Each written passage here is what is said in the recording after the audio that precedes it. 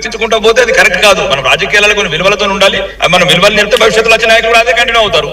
Sir, సింహాలు cockroaches భయపడుతున్నాయి అనే ఒక విమర్శ ఒకటి వస్తుంది. మరి ఇక్కడ కాక్రోచెస్ వస్తే అదే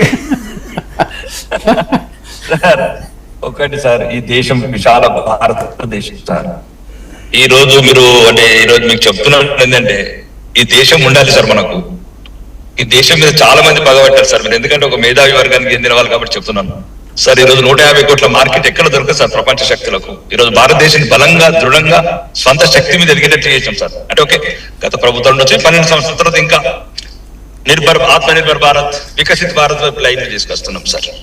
కాబట్టి కొద్దిగా ఉంటది ప్రపంచవ్యాప్తంగా మనకున్న జార్జ్ సోర్స్ లాంటి వాళ్ళు, భారతదేశం స్వయంగా ఎదగకుండా ఎదగనిచ్చే వాళ్ళు, భారతదేశాన్ని ముక్కలియాలనుకున్న వాళ్ళు వందలాది మంది శత్రులు ఉన్నారు సార్ ఈ దేశంగా. అంటే దాంట్లోకి వెళ్ళి ఒక ముక్కనే ఇట్లాంటి వ్యవస్థలు పుడతా ఉంటాయి ఈ రోజున, సోషల్ మీడియా కావచ్చు, రకరకాలు కావచ్చు. కానీ మేమేం సార్, ఆల్వేస్ వెల్కమ్. ఆ అబ్బాయి ఎవరు అమెరికా వచ్చాడు, ప్రజాస్వామ్యం విధంగా చేయొచ్చు, తప్పేముంది. రకరకాల దేశంలో ప్రజా సమస్యల గురించి పోరాడే వాళ్ళు ఎప్పుడు వస్తూనే ఉండాలి సార్. వాళ్ళని మనము స్వాగతించాలా, స్వీకరించాలా.